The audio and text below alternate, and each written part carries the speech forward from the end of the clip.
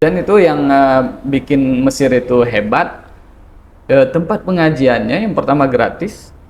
Kemudian ada berbagai jenis ilmu pengetahuan di situ. Kita bisa belajar apa aja di situ. Dan biasanya itu tidak terikat dengan kurikulum. Tidak terikat dengan kurikulum. Jadi betul-betul kayak kita belajar di Al-Azhar versi lama begitu. Jadi bagusnya kita ke Mesir, kita punya, misalnya katakanlah kita pengen belajar hadis, kita bisa menemukan ulama hadis pakar dunia di situ. Dan itu mudah diakses. Artinya maksudnya mudah diakses, kita bisa belajar dengan beliau setiap hari. Kita bawa buku, kita bisa sapa beliau, jalan sama beliau, ya kan. Itu yang lebihnya di Mesir. Maldivia Ikat Aceh ini adalah tempat talaki inisiatif dari senior-senior ikat untuk menghadirkan sistem belajar yang di Mesir itu. Bismillahirrahmanirrahim. Assalamualaikum warahmatullahi wabarakatuh. Selamat datang di Podcast Ikat. Alhamdulillah, wassalatu wassalamu ala Rasulillah sallallahu alaihi wasallam wa ala alihi wa sahbihi ajma'in, amma ba'du. Para pemirsa yang dimuliakan Allah Subhanahu wa taala, para penggemar Podcast tentunya. Alhamdulillah, pada kesempatan kali ini kita atas nikmat Allah Subhanahu wa taala kembali tayang di Podcast Ikat. Kalau para penonton atau pemirsa dimanapun Anda berada, sebelumnya ada Podcast di sini. Sekarang sudah agak levelnya agak naik sedikit, alhamdulillah. Pada kesempatan kali ini kita sudah hadir tamu undangan yang sangat spesial, yang memang kesibukan beliau, kegiatan beliau susah sekali. Jam terbangnya ke sana dan kemari. Beliau merupakan tamatan dari Universitas Al-Azhar, tentunya S2 di jurusan Usul Fiqh, dan S1-nya juga di Universitas Al-Azhar, kuliah Syariah Islamiyah. Oke, langsung saja kami persilahkan kepada Ustadz Husni Nazir, LCMA. Bagaimana saat sehat? Alhamdulillah sehat sekali. Ya, walaupun masih suara serak-serak sedikit ya. Serak-serak sedikit karena sering dakwah, Ustaz ya? Bukan dakwah, tapi banyak tidurnya. Nah, inilah ketawaduan Ustadz Husni Nazir ini memang terkenal dari dulu. Dari kami bocah-bocah di sana waktu di Mesir, memang beliau tawaduknya, beliau menyampaikan ilmu itu penuh dengan kehormatan sehingga orang pun tergagum-gagum. Dan tentunya para pemirsa yang di mana berada, beliau selama di Mesir banyak menjadi pengajar, menjadi guru lah untuk mahasiswa-mahasiswa yang ada di Mesir. Oke, Ustadz Husni Nazir, betul ya, Ustadz Husni Nazir. Sudah berkeluarga, Ustadz? Kalau untuk satu istri sudah. Alhamdulillah ya. Anak satu. Anak sekarang sudah dua. Oh, sudah dua. Sudah dua. Tapi istri masih satu. Oh, masih satu. Jangan satu aja, Ustaz. Bahaya nanti. Ya. Ya selama aman nggak apa-apa. Selama aman, tapi selama ada persetujuan nggak masalah. Ya, nggak masalah. Baik, Ustaz. Mungkin kita perkenalan sedikit ya. Perkenalan, mungkin para penonton atau pemirsa belum terlalu mengenal.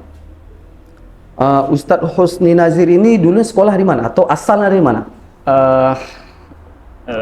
Asal lahir di Aceh Utara, Panten Labu. Panten Labu. Sebenarnya bukan Panten Labu. Jadi kita biasa kalau misalnya kita tinggal di Aceh Utara itu orang nanya dari mana?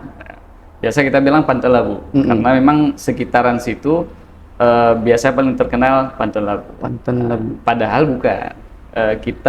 Karena Panten Labu itu kota kecamatan Tanah Jambuai, sedangkan kita di kecamatan lain padahal. Ya, ya kan kita punya bukan kota lah, Gede ya, Gede kecamatan. Kalau kita seharusnya di Alui Putih. Kita seharusnya di Alui Putih. Susah kali Ali Putih. Nggak pernah dengar kan? Ya. Makanya kita kalau orang tanya dari mana, bilangnya dari Pantai Labu. Padahal nggak Pantai Labu, ya kan? Karena kalau untuk ruang lingkup Banda Aceh, ya kan, apalagi orang ke Medan. Ke Medan tuh orang paling teringat Lok Sumawe, Pantai Labu, Langsa kan. Titik-titiknya begitu. Jadi biasa kita yang dekat-dekat situ langsung bilang dari mana? Pantai Labu. Asal Pantai Labu, lahir Pantai Labu 1990. Sekarang berarti kalau ikut PNS ini terakhir. Terakhir, tahun terakhir ya. Terakhir. Ya. Udah 35, Mas. Apa nih saat formasinya? 334. Formasinya masih rahasia. Masih rahasia. Pokoknya nanti langsung lewat nggak enak kan. Umur 35 tahun. 35 tahun. 1990 ya.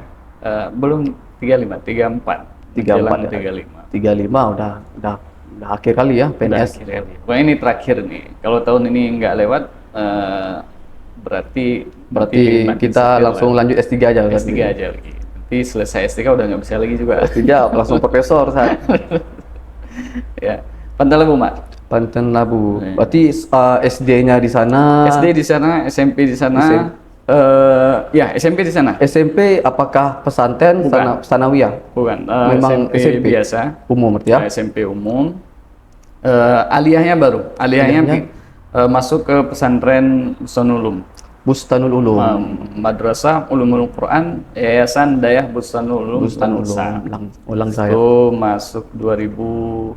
2006, 2007, 2008. Selesainya 2008. Habis itu langsung, apakah ada jalan-jalan dulu atau langsung ke Mesir? Langsung ke Mesir. Tapi bukan dalam artian di tahun itu juga berangkat. Karena sekarang juga masih begitu kan. Visa untuk ke Mesir itu kadang dia agak keluarnya susah. Ya, betul. Termasuk di tahun kami itu. Di tahun kami harus tunggu sampai beberapa bulan. Pokoknya kami sampai ke Al-Azhar itu sudah mau ujian semester 2, termen 1, termen 2. Oh, termen 2. Termen 2. Jadi termen 1 lewat. Termen 2 itu semester 2 itu udah akhir pula itu. Iya, betul. Seminggu 2 minggu udah ujian semester 2. Artinya memang dari pesantren langsung ke Mesir. Nggak ada jedarnya, nggak ada kuliah di mana dulu, ya kan, langsung ke Mesir. Itu Ustaz, ada tes kah atau langsung berangkat dari travel atau gimana, Ustaz? Tes ya dari Kemenak. Kemenak ya? Ya, kebetulan memang di tahun kami itu tahun 2008 kuota untuk berangkat ke Mesir itu lumayan besar, ya kan? Karena pengalaman tahun-tahun sebelumnya juga tahun-tahun setelah kami itu biasanya yang berangkat ke Mesir itu 10, 5 orang, jumlah yang sedikit, ya kan? Sama. Tapi di tahun itu, wallahu alam, mungkin itu rezekinya kami. Jadi kami bisa berangkat sampai 55 orang. 55 orang. Ya. Berarti itu tahun 2009. Sampai ke sana 2009. 2009. Ya. Itu Aceh aja. Aceh aja. 50 orang. 50 orang. Di atas 50. Ya, salam. Dan itu di tahun-tahun itu ya paling ramai itu dari angkatan-angkatan sebelumnya dan sesudahnya itu 2008 itu paling ramai. Jadi kami di sana itu alma maternya Kandi. Ya. Kepanjangannya apa ya? Kakanda 2008. Kakanda yang terpandai. Mungkin. Baik. Tapi Ustaz, itu 2009 Ustaz ya? 2009. Sekarang sudah terpecahkan rekor terbanyak mahasiswa yang berangkat. Sekarang di atas 70-an semua. 70-an ya. 2017 kalau nggak salah 120 orang. 120 orang. Ya, Alhamdulillah. Mungkin sekarang 80, 50, 70 sekitar segitu ya. Jadi memang budaya untuk sekolah ke Al-Azhar itu sejak fenomena Ustaz Abdul Somad mungkin ya, nama Ustaz Abdul Somad naik. Jadi memang Al-Azhar itu mulai muncul ya. Betul. Walaupun namanya dulunya juga dikenal, tapi orang masih agak jauh begitu, mungkin belum bisa melihat sosok yang menarik dari alumni Al-Azhar ya, sampai akhirnya muncul Ustaz Abdul Somad. Dan juga Ustaz Abdul Somad, beliau juga bisa kita katakan sering ke Aceh. Ya, setiap tahun itu pasti ada jadwal ke Aceh. Minimal acara peringatan tsunami. Peringatan tsunami ya. Pasti. Beliau rutin itu ke Aceh. Dan kan kita tahu ceramah-ceramah beliau itu dinikmati oleh kalangan banyak ya. Jadi secara tidak langsung Al Azhar itu langsung populer. Ya, jadi orang-orang pada suka anaknya untuk sekolah ke Mesir, ya kan? Kita katakan ini sesuatu yang baik, yang bagus ya, sesuatu yang bagus. Artinya semakin banyak yang ke Timur Tengah, makin banyak yang sekolah, berarti insya Allah akan persentase kemungkinan orang-orang baik akan lebih banyak, lebih ramai. Insya Allah lah Ustaz Husin Nazir Ya, kita bukan akan menjadi Ustaz Somadnya di Aceh insya Allah. Dan juga selain Ustaz Somad, kalau nggak salah saya Ustaz, ada Ustaz Amri Fadmi. Ya, kalau di Aceh Ustaz Amri Fadmi, Ustaz Amri Fadmi, beliau juga di Sigli ya, di Sigli beliau, nama beliau sangat populer ya, dengan dakwah beliau. Beliau S3 Akidah Falsafah. Ya, insya Allah lah, semoga untuk video selanjutnya ya wajib di Pokat harus hadir di sini. Ustaz Amri Fadmi di sini ya. Kita masih banyak di IKAT itu, ada Ustaz Amri Fadmi, ada Ustaz Awalul Zikri. Ini yang muncul-muncul di kita-kita aja kan. Padahal ada senior-senior lainnya yang juga hebat-hebat. Mereka hebat-hebat sudah jadi orang-orang besar. Dan kita harap ini Pokat ini bisa jadi media untuk kita mengenal lebih banyak tentang tokoh-tokoh IKAT ke depan. Berarti menurut pendapat Ustadz, media Pokat ini sangat membantu lah berarti dalam sangat membantu untuk saat ini. Artinya orang-orang baik ini harus dikenal memang. Orang-orang baik ini harus dikenal karena biasanya orang baik itu dominannya mereka diam. Mereka diam, tidak mau tampil begitu karena ilmu mereka mengarahkan mereka untuk tawadu ya, tawadu. Kita mungkin jumpa di jalan, kita nggak tahu ternyata itu pakar, itu orang punya kapasitas ilmu yang tinggi, tapi karena biasanya memang alumni Timur Tengah itu kalau bahasanya itu ghalabahum at-tawadhu gitu. Dikalahkan sama ketawaduan. Ya, ilmunya gede ya kan. Tapi kalau penampilannya ini abang-abangan biasa nih ya kan. Padahal udah syekh kabir ya kan. Nah, itu mungkin salah satu hal positif, nanti kita ceritakan lebih dalam lagi lebih dalam lagi dari kita belajar di Mesir itu ya. Salah satu efek itu yang kita lihat langsung dari masyayikh, dan itu mempengaruhi, saya lihat itu mempengaruhi terhadap alumni Al-Azhar. Ya. Jadi para sahabat Pokat dimanapun Anda, jangan lupa like-nya, share, sama subscribe. Nah, itu dia. Biar para tim kameramen ini pun, tim kreatif pun lebih semangat. Ini tim kreatif, betul-betul kreatif ini. Ini masih kurang nih sebenarnya, Ustaz. Ya, seharusnya ada makanan juga ya. Makanan sini, ada tahapan nanti buku-buku. Ya, untuk awal boleh lah. Awal lah. Ya. Takutnya ada makanan kita sibuk makan juga.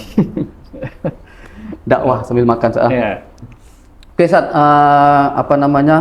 di Mesir ambil jurusan syariah ya, S1-nya? Syariah. Itu juga kenapa syariah? Sebenarnya karena kita berangkat dari sebenarnya ketidaktahuan ya. Artinya dulu nggak tahu di Azhar itu ada jurusan apa, yang penting ke Mesir aja. Ya kan, karena dari pertama masuk ke Bustanul Ulum, pesantren MUK Langsa, itu sudah diiming-imingkan nanti masuk ke MUK Langsa ini nanti bisa ke Mesir. Udah, itu yang kita pegang. Artinya selesai nanti kelas 6, selesai berangkat ke Mesir. Jurusan apa nggak tahu. Bahkan kata jurusan aja itu belum pernah dengar. Ya. Jadi kemudian kan ketika itu kita berangkat sama guru kita, Ustaz Ahmad Rizal juga guru kita di IKAT ya kan. Kita berangkat melalui beliau yang mengarahkan. Beliau tanya mau ambil jurusan apa. Kemudian saya tanya, saya lihat senior Bustanul Ulum di sana, kebanyakannya apa ya kan. Ada beberapa, boleh sebutkan namanya ya? Boleh. Ada Ustaz Zahrul Bawadi di sana, ada Ustaz Mukhlisin Rabusin, ada Ustaz Ferry Ardian ya kan. Itu senior-senior yang sempat ketemu di Bustanul Ulum. Saya tanya, Bang, jurusan apa di sana? Ya kan? Ternyata mereka semua syariah. Syariah. Udah, syariah aja. Syariah ya. Padahal nggak tahu isi syariah itu apa. Tapi alhamdulillah setelah lama di syariah ternyata namanya pilihan itu nggak salah. Menikmati ya, menikmati. Ya. Dapat zuknya di Ini situ, mohon Ustaz, maaf ya. nih ya yang bukan jurusan syariah ya. Tenang, tenang. Nanti Nah, kita nanti panggil ada masanya nanti. panggil pemateri Usuludin gitu, perbandingan. Ya. Tapi saya syariah juga. Syariah kan. makanya kan gampang kita hari ini. Ya. Soalnya kami kemarin itu, kalau masa kami saya pribadi 2012 berangkat sana. Ya. Itu memang sudah ada pilihan. Hmm. Pilihan boleh memilih syariah, ada Usuluddin, ada bahasa Arab, tarbiyah, segala macam. Itu memang ada pilihan, tinggal centang. Hmm. Jadi sebelum ke Mesir tuh udah memang pendaftarannya sudah Ya, ada, diminta sudah ada. mau jurusan apa. Dulu enggak. dulu nggak langsung Kita ya. nggak ada jurusan apa, nggak ada jurusan, daftar aja, daftar, kemudian ikut tes, lulus. Setelah lulus itu baru pengumpulan berkas, ditanya-tanya lah di situ. Tapi kalau nggak salah sempat milih jurusan Usuluddin, kan biasanya minta dua, Iya, iya. ya kan? Tapi akhirnya di syariah, udah apa-apa syariah ya. Sampai ke sana respon Ustaz pertama kali gimana, Ustaz? Di Mesir sebenarnya itu memang mimpi itu, Mimpi. mimpi yang tiba-tiba datang. Artinya bukan mimpi dari kecil ya. Karena dari awal masuk ke Busanulum itu memang pengennya ke Mesir, bukan pengen sendiri sih, pengen orang tua. Jadi nanti ke Mesir, udah. Yang penting jauh aja kan, ke luar negeri, yang penting apa itu Mesir nggak tahu. Yang penting ya. Ya. Arab yang penting. Arab. Jadi memang sempat terbayang itu Mesir itu seperti apa. Tapi yang terbayang memang tidak jauh dari yang terlihat. Ya, ya, ya. Jadi alhamdulillah setelah sampai ke Mesir, melihat suasana Mesir nggak ada istilahnya terkejut batin nggak. Memang sudah dari awal bayangan ya seperti ya Mesir, habis itu kita sampai ke sana tuntut ilmu ya kan. Dan kita budaya kita memang kita datang dari apa? Dari keluarga biasa ya kan. Jadi ketika sampai ke sana ya biasa aja, biasa artinya bukan ini di luar ekspektasi ini. Ternyata Ya, Mesir itu sama aja kayak di Indonesia kan, nggak ada mallnya, enggak. Karena emang nggak terbayang sama sekali. Ya, Ya kan? Sampai ke Mesir kita malam dibawa dari KMA pulang ke Katamea naik Apa? minibus tuh, minibus Trempo 69 69. berdiri di mobil, berdiri karena nggak ada bangku kita berdiri tapi karena datang rame-rame ya kan, kita masih belum pernah jangankan keluar negeri, ke Banda Aceh aja itu bisa dihitung jari Gitu, itu ya. ke Banda Aceh ya kan. santai. Jadi bawaannya sampai sana ya happy ya kan, masya Allah udah nih pesawat ya kan, ini udah sampai keluar negeri ya, apalagi di rombongan kami itu ada 13 orang semua dari Busanulum. Jadi nggak sempat tengok kiri kanan. Ya. Kita sibuk ya tawa ketiri lah di situ ya. Pokoknya tahun-tahun pertama di Mesir itu, tahun pertama, tahun kedua itu bisa dikatakan masa-masa paling indah di Mesir. Masya Allah. Masa-masa paling indah ya kan. Sangat-sangat menikmati. Ya, sangat-sangat menikmati semua yang ada di Mesir ya kan. Walaupun nanti ada plus minusnya, ada Ya, plus betul. minus ya kan. Tapi bagi pribadi, tahun 1, tahun kedua itu sangat-sangat menikmati selama di Mesir. Banyak hal yang kita pelajari, selama di sana. Kalau S1, alhamdulillah habis S1 langsung lanjut S2 yang sana atau Lanjut S2. nggak sempat pulang atau gimana? Enggak. Langsung ya? Langsung S2. Karena biasanya begini, biasanya mahasiswa Al-Azhar itu ketika ingin melanjutkan S2, biasanya mereka pikir, Ya, ini betul, lanjut betul. nggak nih, Ya, lanjut ya. nggak ya kan? Bimbang Karena mereka. memang sulit. Kita pertaruhannya di S2 Al-Azhar itu karir yang pertama. Artinya kita nanti di S2 pasti akan lama, ya kan? Sedangkan kalau kita mau kejar karir, mau jadi misalnya guru besar di umur yang masih muda, itu nggak bisa di Al-Azhar, ya kan? Nggak bisa di Al-Azhar. Kemudian juga pertaruhannya adalah mungkin keluarga, ya kan? Mungkin kita anak paling tua di keluarga, itu akan sulit untuk melanjutkan S2 di Al-Azhar karena kita punya tanggung jawab yang besar. Tapi alhamdulillah memang dari awal tidak ada niat untuk mengejar karir, kemudian juga bukan anak pertama, malah anak terakhir. Jadi nggak ada tanggung jawab ya kan. Jadi ini termasuk hal-hal yang mempengaruhi kenapa tidak ada keraguan ketika ingin melanjutkan S2. Bahkan biasanya kawan-kawan memutuskan untuk mengambil S2 di Al-Azhar itu di tingkat 4, tingkat akhir. Ya kan? Tapi kalau saya pribadi, kami pribadi itu dari tingkat 3 udah insya Allah langsung lanjut ya. Lanjut S2. Maka sempat pulang di tahun ketiga. Tahun ketiga S1 pas S1-nya. S1. Kenapa? Karena supaya tingkat 4 nggak perlu pulang lagi. Iya. Nggak perlu pulang karena kan dari tingkat 4 ke Tamhidi 1 itu seharusnya kita standby di Mesir itu. Standby di Mesir, fokus belajar karena paling sulit itu di Tamhidi ya, Tamhidi 1, Tamhidi 2. Ini Amar udah lebih paham sebenarnya. Itu Ustaz pas pulang tingkat 3 itu gimana Ustaz? Apakah langsung ayo jadi imam, ayo? Oh enggak. Jadi khatib dulu. Nikahkan anak saya dulu. Enggak ya Ustaz? Enggak. Jadi pulang tingkat 3 itu memang betul-betul masih bocil ya. Oh ya. Masih ya, bocil. Bahkan sampai sekarang pulang kemarin selesai S2, perasaan ya biasa aja. Biasa, artinya ya untuk jadi seorang panutan mesti ada orang lebih senior dari kita ya kan. Jadi nggak ada istilahnya terbebani dengan beban sosial nggak. Ya, betul. Jadi memang ya biasa aja, termasuk dalam hal penampilan, kegiatan sehari-hari. Saya alhamdulillah selesai S2 itu tidak terbebani sama sekali, karena menurut kita yakin S2 itu ya biasa aja, ya kan. Belum menentukan bahwasanya kita sudah alim atau apa begitu ya. Kan apa kata ijazah itu tidak menunjukkan bahwasanya kita paham ya. Udah sekolah kuliah ya. Tapi paham nggak tahu belum ya, kan? Jadi selesai S2 di Al-Azhar, apalagi tingkat 3 itu. Tingkat 3 kita pulang ke Indonesia ya biasa aja, tetap belajar, ada pengajian kita ikut ya kan. Tetap jalan sama kawan-kawan ya kan. Lebih ke silaturahim ke orang tua untuk bisa balik lagi ke sana. Untuk S2 Ustadz kan ada dia Unanji kan ada jurusan masing-masing kan? Ya. Kalau nggak salah ada syariah, ada fikih, ada fikih am, ada fikih muqarrin, ada usul fikih, ada siasat syariah. Ya. Ustadz berarti milihnya usul fikih.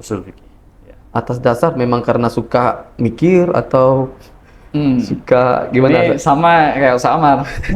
Karena saya dengar usul fiqh itu susah untuk mendapatkan judul, nyari judulnya susah sekali. Iya betul. Atau memang cuman ini aja, legenda aja? Lebih ke legenda sih. Lebih ke legenda. Dulu ya. Cerita gitu aja ya. Dari tingkat 3, memang kepikirannya sambung S2. Nggak ada kepikiran untuk pulang. Diajak pulang pun nggak mau pulang. Ya. Kemudian jurusan usul fikih, udah dari tingkat 3, pasti usul fikih. Kenapa? Karena melihat nampaknya di situ mudah sedikit. Ya kan? Kan kita menilai nih, ketika ujian itu ada beberapa maddah, nampaknya yang lumayan mudah untuk dipelajari, kemudian juga tidak terlalu sulit itu di usul fikih. Ya. Padahal kan kalau kita baca-baca itu katanya usul fikih itu malah penting ya, misalnya dibandingkan yang lain-lainnya. Misalnya kayak fikih begitu. Fikih itu lebih kepada menikmati produk hasil begitu. Ya. Produk hasil, memahami produk yang sudah ada. Tapi usul fikih ini katanya lebih hebat lagi nih, ya kan? Lebih kepada mengajarkan kita memproduksi hukum. Tapi kok ini jadi lebih mudah begitu kan? Jadi dari tingkat 3 memang sudah kepikiran udah ambil usul fikih aja. Ambil usul fikih. Sedangkan yang lain enggak. Karena apa? Karena misalnya ada pilihan fikih muqarrin. Ini fikih muqarrin. Orang pilih fikih muqarrin, dia harus punya memori yang besar. Ya, betul. Dia harus hafalannya kuat. 4 mazhab kan? 4 mazhab kan. Kalau di Usuluddin itu jurusan hadis ya. Oh, yang harus memorinya kuat. Iya, jadi kita dengan memori pas-pasan, bagusnya nggak usah ke hadis. Nggak usah ke hadis ya. Jadi begitu, fikih muqarrin nggak mungkin. Ya, kemudian fikih am atau fikih madhab, fikih syafi'inya. Fikih syafi'i mungkin menurut kita ketika itu berpikir bahwasanya fikih syafi'i untuk kita jauh ke Mesir, ya kan, penting sih menambah hal-hal yang baru. Tapi nampaknya untuk belajar fikih kita di Aceh juga bisa, ya kan. Walaupun untuk menambah, artinya untuk kadar wajibnya itu bisa lah, bisa ya kan. Walaupun tentu kita ke Mesir nanti ada hal baru yang kita temukan, ya kan. Jadi nggak fikih muqarren, siasah syariah. Nah, sebenarnya agak menarik ini siasah syariah, karena siasah syariah ini dia persis seperti usul fikih.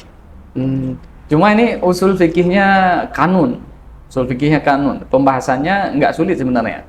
Cuma yang membuat tidak menarik itu siasah syariah di Al-Azhar itu kita harus mengkonsumsi, harus belajar kanun Mesir. Kanun Mesir. Yang nampak-nampaknya itu kurang penting. Syariah wal qanun, betul. Syariah wal kanun, ya. Dan semenjak sana sedikit nggak ada, belum ada yang ambil. Ada ya? Kalau dari Aceh belum ya? Dari Aceh ya, belum. Dari Aceh. Kita doakan semoga ada. Semoga ada. Jadi kita nanti ketika ada permasalahan siasah politik, kita punya rujukan ke orang-orang beliau-beliau ini, langsung ya. dari alumni Al-Azhar begitu. Akhirnya jatuhlah pilihan pada usul fikih. Tamam. Nah, ini mohon maaf nih Pak kalau terlalu lebar. Iya, nggak masalah. Ini jadi gambaran para sahabat-sahabat pokat. Terus Ustadz, di sana kan kuliah. Dan apakah ada tempat atau sarana pembelajaran lain yang diberikan Azhar tetap dengan kuliah, atau kita tengok-tengok video atau apa gitu? Ya, baik, jadi ini pertanyaannya sebenarnya host kita udah tahu nih jawabannya. Ini beliau tanya supaya saya berikan jawaban supaya ini yang nonton bisa tahu ya. Ya, ini mengarah ke tema kita. Ya, oke. Karena di Mesir ini salah satu kelebihan kita kuliah di Mesir, bukan di Al-Azhar ya, di Mesir. Di Mesir. Kita bisa belajar sampingan. Bisa belajar sampingan, di samping kuliah kita bisa belajar sampingan. Jadi di Al-Azhar itu Universitas Al-Azhar itu letaknya di Kairo. Di ibu kota Mesir. Nah, ada kuliah di situ, ada bangunan kuliah udah ratusan tahun ya, udah kumuh ya. Tapi kualitas ilmunya masih bagus. Nah, di samping kuliah itu, di sekeliling kuliah ada tempat-tempat pengajian. Ya. Jadi kalau kita membayangkan Al-Azhar itu adalah UIN, maka kita bayangkan Kopelma. Kopelma, Darussalam. Jadi ada kuliah di sekeliling Kopelma itu, di sekeliling kampus itu ada tempat pengajian, pengajian. Dan itu diisi oleh para masyaikh, dosen-dosennya di Al-Azhar. Nah, jadi kalau untuk mudah dibayangkan begitu. Jadi ada lingkungan kampus, kemudian di sampingnya itu ada tempat pengajian dan itu gratis ya. Pengajiannya gratis. Luar biasa. Pengajiannya gratis. Pusatnya itu di Masjid Al-Azhar. Di Masjid Al-Azhar yang keberadaannya itu memang dekat sekali dengan kuliah ya kan. Bahkan masjid ini cikal bakal dari Universitas Al-Azhar. Ya, dasarnya di situ, di masjid itu. Dan itu yang bikin Mesir itu hebat. Tempat pengajiannya yang pertama gratis. Kemudian ada berbagai jenis ilmu pengetahuan di situ. Kita bisa belajar apa aja di situ. Dan biasanya itu tidak terikat dengan kurikulum. Jadi betul-betul kayak kita belajar di Al-Azhar versi lama begitu. Ya. Jadi kalau di kuliah ada buku pedomannya gitu ya. Ada pedomannya, kita harus kejar kan, kejar materi ini, kemudian juga ada ujiannya. Tapi kalau di tempat Talaki ini kita nggak ada ujian, kemudian juga kita bisa bebas milih maddah. Pelajaran. Karena kan kita berangkat ke Mesir rata-rata udah jadi anak muda ya, jadi syabab lah. Yang mana syabab ini biasa sudah punya, dia muyul, dia pengen kemana ya kan. Jadi memang anak muda itu sulit tuh dipaksa belajar sesuatu yang dia tidak suka. Nah, jadi bagusnya kita ke Mesir, kita punya, katakanlah kita pengen belajar hadis, kita bisa menemukan ulama hadis, pakar dunia di situ, dan itu mudah diakses. Artinya maksudnya mudah diakses, kita bisa belajar dengan beliau setiap hari. Kita bawa buku, kita bisa sapa beliau, jalan sama beliau ya kan. Itu yang lebihnya di Mesir. Mungkin di negara lain kita nggak memungkiri ada ulama-ulama besar ya, tapi aksesnya nggak ada. Atau aksesnya ada, keamanan nggak ada. Berarti ada namanya kuliah, kalau yang di masjid tadi namanya talaki ya. Iya. Bertalaki berarti. Bertalaki. Sebenarnya di kuliah itu juga masih mengadopsi sistem talaki. Talaki. Karena talaki itu kan sistem belajar kita ketemu sama guru, Hmm. ketemu sama guru. Dari lika dia bertemu dengan Iya, guru, ya kan. Di kuliah pun kita juga talaki, kan ketemu, Talaki, ya. Ketemu sama dosen kan, ketemu dosen kita datang musyafahat. Murid ke guru. Cuma biasanya untuk membedakan artinya ini belajar di kuliah atau di tempat lain kan banyak ini. Tempat-tempat ini kan nggak mungkin kita sebutkan satu itu tempat talaki aja. Tempat belajar talaki. Padahal talaki itu secara dasar dia itu sistem belajar yang itu juga dipakai di kuliah. Di kuliah artinya kita jumpa langsung. Karena kan talaki itu sebuah istilah yang dimunculkan untuk supaya kita tidak belajar tanpa guru. Nah, jadi bagaimana juga belajarlah dengan guru. Bagaimana sistem belajar dengan guru? Talaki. Di kuliah talaki. Juga di tempat-tempat pengajian di samping Al-Azhar juga talaki. Tapi kemudian kata talaki itu jadi dominan dipakai untuk belajar di luar kampus kuliah. Jadi Ustaz, sedikit meminta fatwa antum ya ini. Kalau talaki itu kan, ini di luar tema sih kita. Kalau talaki itu kan musyafahah antara murid dan guru dan murid. Nah, ketika kita belajar di YouTube, itu apakah dengan talaki juga atau gimana? Begini. Allahu a'lam.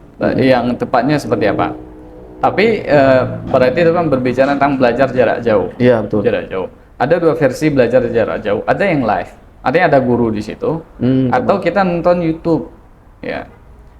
Yang kalau kita lihat yang masih ada bau-bau talakinya itu yang live. Yang live kan? Live. Artinya kita memang duduk di situ. Iya, betul. Gurunya belum datang, kita hadir, ya kan? Kemudian disuruh buat tugas, kita buat. Atau kita belajar YouTube, tapi itu tahta isyraf, itu dipantau. Artinya video itu dikirim sama guru kita. Nonton ini. Artinya belum pantau, ya kan? Iya. Beda dengan kita buka YouTube, kita cari channel, oh ini bagus ini. Saya mau belajar akidah misalnya. Oh ini ada channel sunnah nih. Kita belajar akidah di channel sunnah ini. Nah ini tidak direkomendasikan. Bahkan nggak berani kita katakan itu talaki meskipun kita lihat wajahnya ya. Kenapa? Karena kita nggak tahu ahwal guru kita ini. Dan beliau nggak tahu ahwal kita. Tamam. Kan? Memang artinya masih bisa dikompromi. Artinya belajar jarak jauh boleh. Masih ada, bagusnya ada, ya kan? Tapi lebih ahsan lagi kita hadir langsung. Karena ada hal-hal di hadir langsung yang tidak ada ketika kita belajar online. Misalnya kita diajarkan untuk bersabar, ya kan? Kita diajarkan untuk tawadu, ya kan? Kita diajarkan, katakanlah kita udah hadir ke tempat, gurunya nggak hadir, ya kan? Nah ini sebenarnya bagus nggak? Sebenarnya bagus itu. Mungkin sebagian orang mengatakan nanti kalau belajar langsung hujan udah libur, mending online, ya kan? Enggak. Di belajar langsung ketika kita sudah hadir, guru kita nggak hadir, itu bagus itu. Artinya kita diajarkan untuk bersabar.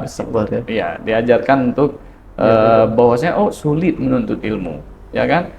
Ketika menuntut ilmu ini kita dapatkan secara sulit, nanti kita akan menghargai ilmu itu. Tapi kalau kita belajar cuma sambil tidur di rumah, namanya ilmu ya tidur pun bisa jadi alim, ya kan? Akhirnya kita nggak memberikan penghargaan kepada ilmu itu sendiri dan bagi para ulama itu. Berarti istilah tidak ada yang instan saja. Tidak ada instan, apalagi dalam menuntut ilmu. Tidak ada yang instan, semua butuh proses segala macam. Ada yang instan saja. Apa? Mie instan. Itu pun bahaya kalau dikonsumsi setiap hari. Betul. Itu pun bahaya. Jadi Ustaz, metode atau sistem bertalaki di sana itu bagaimana Ustaz? Kalau kuliah kan datang pagi. Dosen. Di sana kayak tadi ada buku pedomannya. Kalau di sana apakah masjidnya gimana, buka 24 jam atau dimulai habis subuh atau gimana? Biasanya sistem belajarnya itu tergantung tempatnya. Misalnya di Masjid Al-Azhar. Masjid Al-Azhar biasanya mulai talaki itu dari katakanlah jam 10 pagi. Jam 10 ya. Tapi kadang-kadang ada juga nanti satu waktu dari subuh, ya kan. Jam 10 misalnya sampai jam buka sampai Isya, ya kan.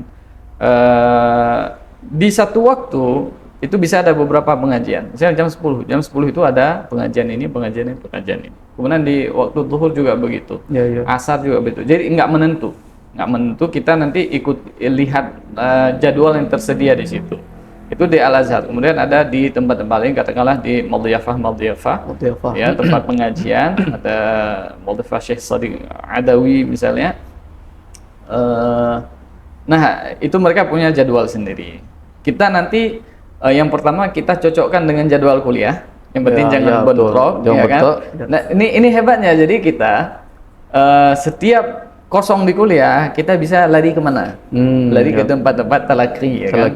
Jadi kita bisa milih nanti, kita cari tempat talaki yang pertama, yang paling dekat dengan tempat tinggal kita, kemudian yang tidak bentrok dengan jadwal kuliah. Dan nggak usah sedih, kalau misalnya kita mau belajar fikih, ternyata bentrok dengan di jadwal kuliah, nanti fikih itu ada di jadwal lain. Kalau nggak di tempat ini, ada di tempat lain, ya kan? Beda syekhnya berarti. Beda syekhnya. Nah, tamam. Itu dulu ada seorang guru kami, bahkan dulu kalau nggak salah kita kenal ada yang namanya Syekh Ramadan Al-Buti. Tamam. Syekh Ramadan Al-Buti itu pernah memberikan saran kepada Syekh Hasan Hitu. Nah, kenal Syekh Hasan Hitu, ya kan? Ulama yang sangat mutqin sekarang di fikih beliau, ya kan, akidah beliau, ulama Rabbani, ya kan? Syekh Hasan Hitu pernah sekali beliau hampir tidak lagi ingin melanjutkan kuliahnya di Al-Azhar karena ada perubahan kebijakan pada tubuh Al-Azhar ketika itu. Nah, beliau tanya ke Syekh Buti, bagaimana sarannya? Syekh Buti mengatakan, kalau saran saya di sini saja. Di sini saja di Azhar. Tetap di Al-Azhar, tetap di Mesir. La'alla fihi khair. Semoga barangkali di sini ada kebaikan. Ya kan? Akhirnya Syekh Hasan itu tetap di sana melanjutkan kuliahnya sampai selesai, dan beliau mengakui memang keberadaan beliau di Mesir itu betul-betul fihi khair. Apa yang disampaikan Syekh Ramadan Al-Buti. Nah, jadi memang nah, ini kelebihannya Mesir yang barangkali nggak ditemukan di negara lain. Di negara lain. Iya. Kita nggak mengatakan bahwasanya ilmu itu ada di Mesir. Ya, walaupun ada mengatakan kalaulah Islam itu kita sholat Ka'bahnya ke Masjidil Haram, ke Ka'bah itu kiblatnya ke Ka'bah di Masjidil Haram, maka kiblatnya ilmu itu adalah di Al-Azhar. Artinya orang tidak sah, seorang ulama itu tidak sah ilmunya itu sebelum dia bertawaf di Masjid Al-Azhar. Kita nggak ingin mengatakan itu. Kita tidak ingin mengatakan itu karena kebetulan kita anak Al-Azhar. Karena kalau itu kita yang mengucapkan, namanya kita terlalu mengangkat-angkat Al-Azhar begitu ya. Tapi biarkan itu diucapkan orang lain, ya kan? Terlepas dari itu, juga kelebihan Al-Azhar itu yang pertama dari segi keamanan, kemudian ketersediaan tempat pengajian, yang itu barangkali tidak ada di tempat-tempat lain. Nah, yang bisa menampung jumlah mahasiswa sebesar Mesir, mana negara lain? Nggak ada. Seluruh dunia. Seluruh dunia ada, ya kan? Ada ratusan warga negaraan belajar di Al-Azhar. Jadi apakah recommended untuk sekolah di Mesir? Kalau jawabannya sangat recommended.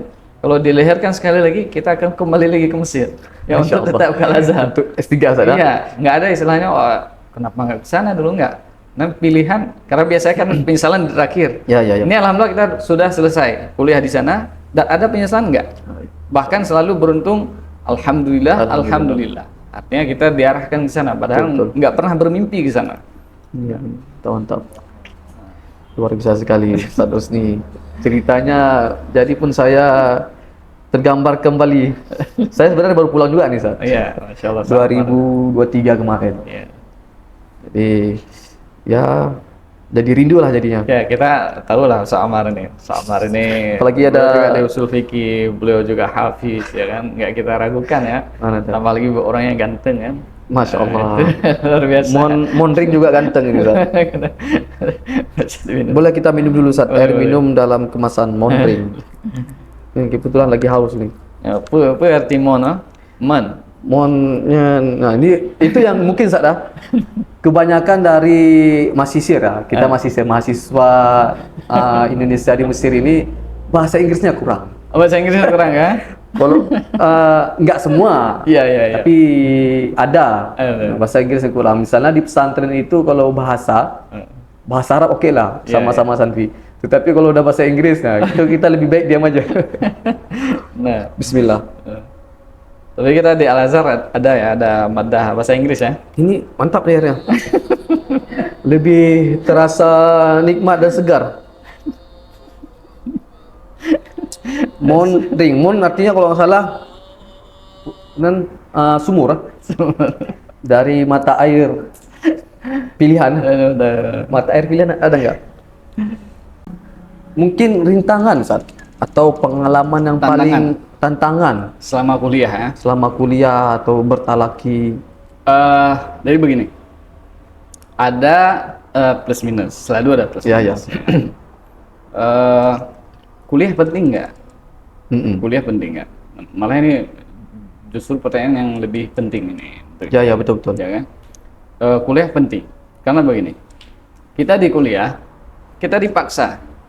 Nah, orang sebagian berpikir namanya juga dipaksa kan, berarti nggak ada hasil. Oh, enggak. Kita ada manusia itu punya kebiasaan dia mencari titik aman. Sama. Mencari titik aman. Tanpa ada paksaan, kita akan tetap berada di situ. Nah, cara untuk mendongkrak ilmu pengetahuan kita, artinya kita supaya dipaksa itu, dipush untuk membaca, untuk menulis, untuk mengetahui lebih banyak, itu melalui kuliah. Kuliah. Ya, kita ada beberapa guru kita di sana.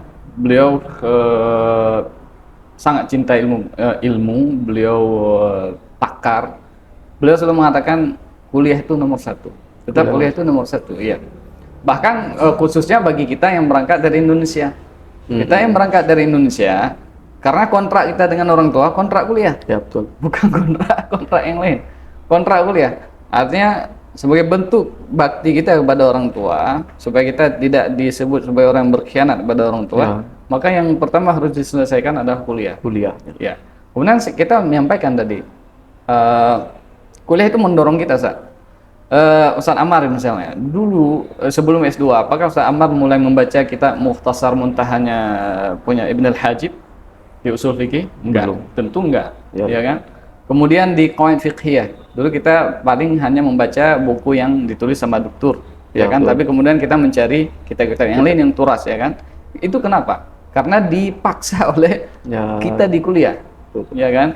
Saya pribadi misalnya, sebelum sampai di selesai tamhidi 2, kemudian mulai menulis. Apakah sebelumnya pernah menulis satu tulisan aja, satu halaman A4 itu isinya bahasa Arab semua, ilmiah? Pernah? Nggak pernah. Ya kan? Tapi karena dipaksa kuliah, akhirnya harus menuliskan hampir ribuan halaman itu, ribuan halaman dan harus membuka ratusan kitab. Ya kan? Itu gara-gara apa? Gara-gara kuliah. Apakah itu dilakukan di tempat telaki? Bisa saja. Tapi di tempat telaki kita tidak dipush begitu, kita tidak didorong, meskipun seharusnya juga begitu, malah lebih lagi, ya kan? Tapi di tempat telaki kita nyaman di sana, kita nyaman, artinya dari segi dorongan dari luar ya, tapi dorongan dari kita seharusnya nggak begitu, ya kan? Nah, jadi kuliah itu sangat penting, sangat penting sekali. Maka ini kita sarankan, asatiz nih, kita juga sendiri menyarankan diri sendiri, kalau bisa langsung melanjutkan S2, lanjutkan S3. S3 ya? Iya, artinya kita supaya melihat ada apa di S3 itu, ya kan? Supaya kita didorong kembali untuk berada di tempat itu, ya kan? Nah kemudian di talaki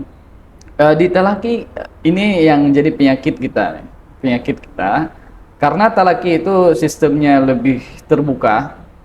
Kita kadang asal datang aja, kemudian orang pulang, kita juga pulang, besok datang lagi, ya kan?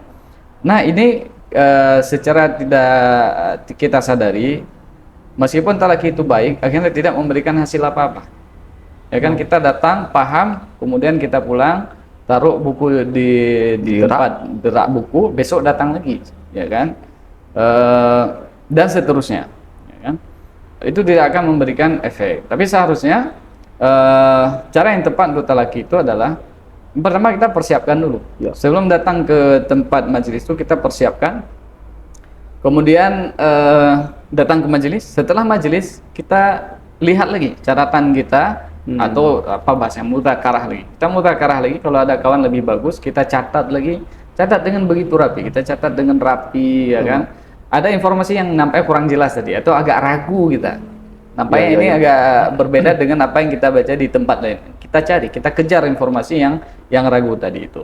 Nah, ini kalau kita praktekkan, ini justru akan luar biasa, ya kan? Artinya jika ini berjalan setahun, 2 tahun, 3 tahun, 4 tahun, mungkin 6-7 tahun kita sudah selesai belajar itu, ya kan? Luar biasa sekali. Dan itu mungkin Ustadz yang lakukan setiap hari. Enggak. Jadi kita datang ke sana 2009 sama. 2009. Ketika itu talaki sudah menjamur. Talakinya sudah menjamur. Tapi kurangnya di mana? Kurang mendapatkan taujihat bagaimana cara kita talaki itu. Alhamdulillah ada senior, misalnya katakanlah Ustadz Suryanto, ya, Bang Abdul. Nah, itu orang pertama yang mengajak kita ke tempat talaki, ya kan? Artinya kita bersyukur sekali ada senior yang seperti ini. Nah, dibutuhkan setelah itu juga kita butuh taujihat yang lebih dari itu, yaitu bagaimana kita bisa mengambil ilmu di tempat talaki. Ya. Nah, barangkali dulu karena dibandingkan sekarang belum ada. Kalau sekarang di Mesir itu sudah mulai berjamur rumah-rumah tempat pengajian. Iya, betul. Ya, ada beberapa, ada rumah syariah di sana ada Makura, ada kalau kita di keluarga mahasiswa Aceh ada RBSA, Rumah Betsahah Aceh, ya kan? Itu tempat-tempat pengajian yang di situ ada senior-senior, mereka siang malam itu memantau kegiatan belajar kita. Juga kita di KMA sekarang lebih banyak kegiatan-kegiatan dalam hal mendorong semangat kita untuk talaki begitu. Dulu iya juga, tapi ini kita berbicara perbandingan. Perbandingan tentu sekarang lebih, ya kan? Nah, jadi ini yang bagusnya. Dulu kita pengalaman pribadi dari tingkat 1 itu talaki. Sehari itu ini bukan sombong sama, karena memang nggak ada hasil nanti, ujungnya nggak ada hasil. Sehari itu bisa talaki sampai 5 kitab. 5 kitab ya. Ya, pagi jam 8 talaki, jam 10 talaki, jam 12 talaki, habis asar talaki, maghrib talaki, isya talaki. Isya lagi ya. Ya, bisa 5 sampai 6. Dan itu setiap hari Ustaz Amal. Ya kan? Betul. Dari mulai qatrun nada, iqna, kita besar malah, ya kan? Itu berjalan setahun, 2 tahun, 3 tahun. Tapi efeknya nggak nampak. Iya. Nggak nampak. Sampai kemudian ketemu dengan orang Mesir namanya Syekh Badri. Sekarang beliau ngajar, ada channel YouTube Syekh Badri, ya kan? Muridnya Syekh Husam. Tamam. Jadi awal pertemuan saya hadir di pengajian Syekh Husam, Husam Ramadan As-Sayyid. Ketemulah sama Syekh Badri ini. Jadi ketika ketemu dengan Syekh Badri itu kebetulan di Masjid Al-Azhar. Nah, beliau sedang murajaah darsnya Syekh Husam. Kebetulan juga kita sedang murajaah dars Syekh Husam. Beliau tanya lagi ngapain? Saya bilang lagi murajaah Syekh ini. Beliau minta coba saya lihat catatannya. Ternyata catatan saya itu amburadur. Catatan kita itu amburadur, ya kan? Nah, tulis ini sedikit, tulis sana sedikit. Kata beliau, enggak kayak gitu cara belajar. Jadi catatan yang kita dapat di tempat talaki itu harus bagusnya kita tulis di tempat lain, jangan di kitab. Kita tulis di tempat lain, kemudian kita pindahkan ke kitab kita setelah belajar. Nah, ketika kita pindahkan itu, kita tulis dengan sangat bagus. Kemudian ada informasi misalnya yang terputus, kita sambung. Ada nama, katakanlah guru kita menyebutkan sebuah nama kecil misalnya Imam Syarik. Siapa Syarik itu? Kita cari lagi. Tahun lahirnya kapan, meninggalnya kapan, kita cari, kita kejar lagi informasi itu. Nah, setelah ketemu sama Syekh Badri, beliau bimbing bagaimana kita talaki. Nah, setelah itu baru mulai nampaknya terasa ada perbaikan. Ya, bukan langsung jadi ulama juga. Ya, mulai ada perbaikan, artinya ada rasa manis talaki itu, rasa manis, ya kan? Ternyata Ustaz Amal, semenjak itu berubah, gaya talakinya berubah, ternyata tidak bisa dalam sehari itu talaki sampai 6 kali, nggak bisa. terpecah fokus jadi Ustaz. Iya, ternyata dalam sehari talaki 6 kita itu bukan pilihan yang tepat. Betul. Boleh, seperti misalnya Imam Nawawi. Imam Nawawi katanya sehari itu menghadiri 12 majelis. Imam Nawawi. Tapi apakah Imam Nawawi hadir kemudian pulang, taruh kitab, kemudian beliau pindah ke kitab lain? Enggak begitu. Imam Nawawi kita kenal Imam Nawawi enggak nikah. Ini kan tinggal di madrasah itu, madrasah apa Ar-Rawahiyah atau apa. Beliau sendiri di situ, tidak mau dikunjungi. Ya, kegiatan beliau ibadah bainal ilm wa dars, bainal ilm wa dars. Darsnya di tempat itu. Enggak datang 1 jam keluar. Tempatnya di situ belajar. Nah, Imam Nawawi dalam sehari hadir 12 pengajian. Setelah itu sempat murajaah itu. Bahkan beliau tuliskan, dan itu rahasia kenapa Imam Nawawi mu'allafan itu banyak. Karena beliau setiap menghadiri sebuah majelis, apa yang beliau pahami itu beliau tuliskan. Nah, apa boleh begitu? Nanti takutnya belum sempurna pemahaman. Boleh. Karena setelah itu kita bisa menghadirkan kitab yang lain. Maka kita menemukan Imam Nawawi dalam satu fan itu ada beberapa kitab beliau. Nanti ulama mengatakan ini kitabnya lebih mu'tamad karena ditulis di akhir hayatnya. Boleh begitu. Ya kan? Nah, jadi dalam hadir talaki yang pertama bukan di banyaknya, tapi hadir pada kesanggupan kita untuk mengkhidmah informasi yang kita terima di talaki. Masya Allah. Nah, jadi kalau cuma hadir-hadir aja begitu, asal-asal dapat sertifikat mungkin, asal-asal dapat berkah aja mungkin, asal-asal dapat selfie. Nah, artinya ya istifadahnya pasti ada, tapi tidak memberikan manfaat yang besar. Alhamdulillah. Kalau kan ada talaki di Mudaifah. Kalau di Aceh sini ada nggak yang sama pengaplikasian di Mesir itu? Ini sebenarnya mimpi yang paling besar kita. Setelah sampai ke Aceh, jadi mimpi paling besar kita adalah kan kita melihat ada nikmat yang besar di sana, ya kan? Jadi nikmat yang besar ini bagaimana jangan hanya dinikmati oleh kita sendiri, ya kan?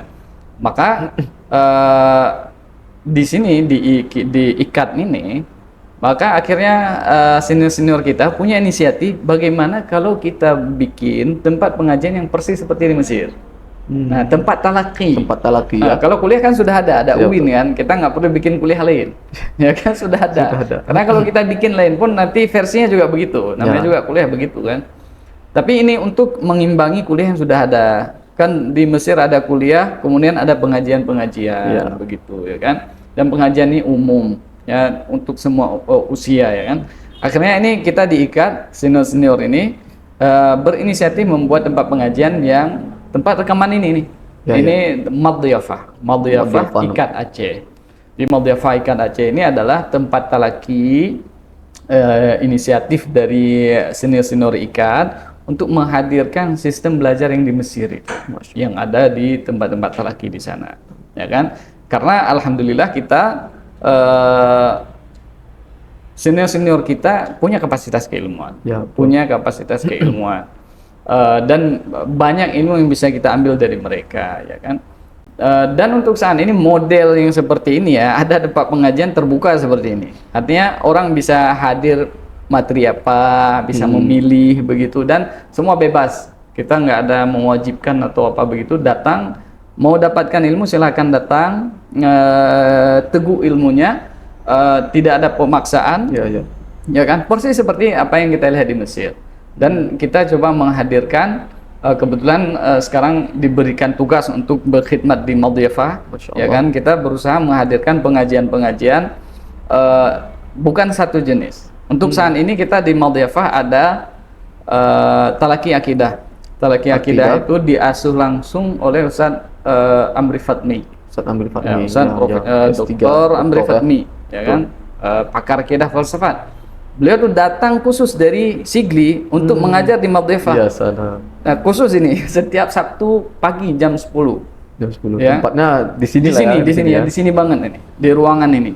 Beliau khusus datang dari Sigli untuk hadir di pengajian akidah itu. Ini satu hal positif kita tangkap, bagaimana pengajian yang seperti ini harus dihidupkan ini. Ini semangat pribadi bagi kita. Ya, beliau khusus datang dari sana untuk mengajar di sini. Itu untuk live-nya belum ada satu belum? Sekarang belum. kalau Ustaz Amri Fahmi belum. Belum, ya? Sekarang kita belum sediakan untuk yang live. Tapi insya Allah kita berusaha ke arah itu. Ya, betul. Ke arah itu. Untuk saat ini masih sekedar langsung, belajar langsung ya kan. Kita ada akidah Ustaz Amri Fahmi tadi. Kemudian di hari Sabtu juga kita saya pribadi di juga hari yang sama gitu. di hari yang sama di jam 10 itu di lantai bawah kita ada materi mantik. Kita bisa uji. Sekarang sudah pertemuan kedua. Kemudian di siangnya di hari Sabtu ada nahu. Mantik yang belajar, yang pengajar saya pribadi. Masya Allah. Ya. Waduh sekali ya. Tidak sebut kamu nama. Di hari Sabtu itu kita juga ini spill aja ya. Nanti silakan lihat jadwal, nanti pemirsa yang pengen lihat jadwal Maldiyafah silakan lihat di Instagram kita Ikat, ya Maldiyafah Ikat di sana ada jadwalnya.